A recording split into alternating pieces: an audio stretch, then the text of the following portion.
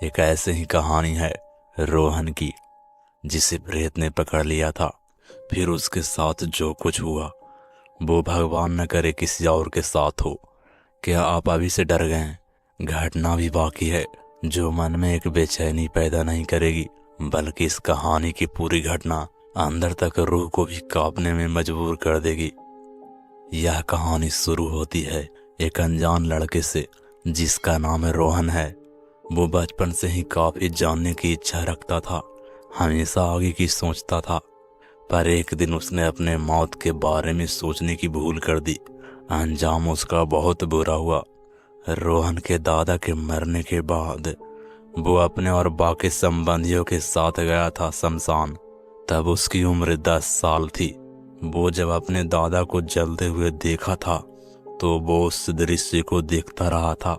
उसे लगा कि शायद उसकी दादाजी जिंदा होंगे, क्योंकि उसने सुना था कि आत्मा नहीं मरती।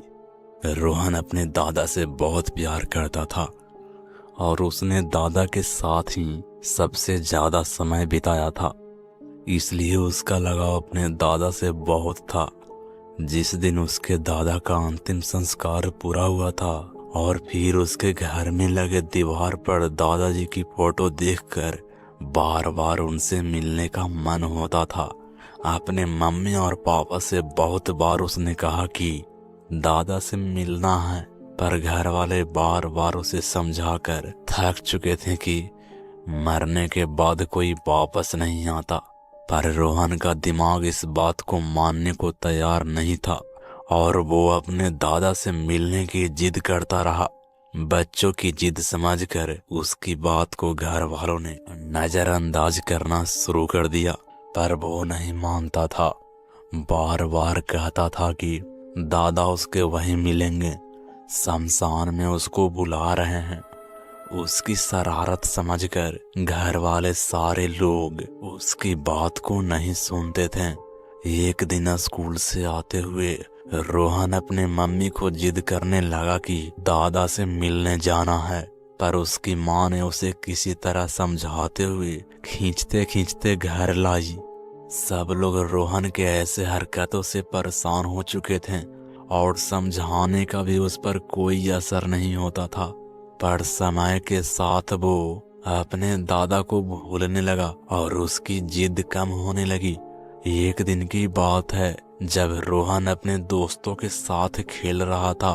तब वो करीब 10 साल का था। उस दिन उसे अचानक वही बात याद आ गई। अपने दादा को याद करते हुए रोहन सोचा क्यों ना शमशान वाले रास्ते पर जाया जाए, और रात को करीब 8 बजे उसने दोस्तों को घर जाने के लिए बोल दिया और खुद अकेले ही अंधेरे वाले रास्ते की तरफ चला गया, जहां पर का रास्ता शमशान की तरफ जाता था। रास्ता इतना सन्नाटा से भरा हुआ था कि कोई आना जाना नहीं कर रहा था।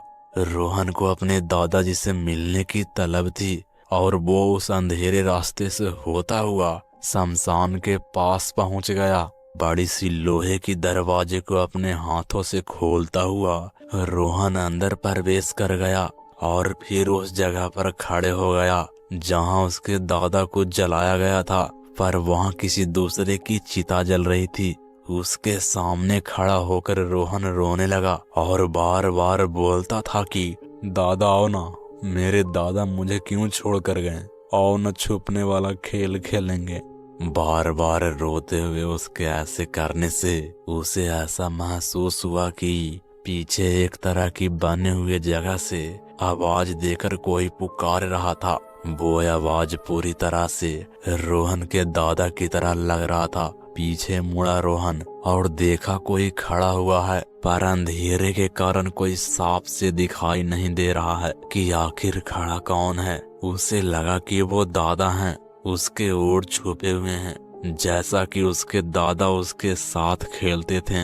वो अपने आंसू पोंछा और तुरंत उस तरफ दौड़ गया, उस अंधेरे में घुस गया। 2 दिन बाद रोहन की लाश मिली उसी जगह पर, वो जगह जहां लकड़ी मुर्दों को जलाने के लिए रखी जाती है। रोहन का शरीर उन लकड़ियों के बीच दबी हुई मिली। आज तक ये बात समझ नहीं आई कि रोहन आखिर बंद दरवाजे में घुसा कैसे। कमेंट में जरूर बताइए कैसी लगी हमारी कहानी। अगर आप ऐसे ही डरावनी कहानियां सुनना पसंद करते हैं तो हमारे चैनल को सब्सक्राइब करें और साथ ही घंटी को दबा दें। और हाँ, वीडियो पसंद आए तो लाइक जरूर करें। तो मिलते हैं ऐसे ही डरावनी हॉरर कहानियों के साथ।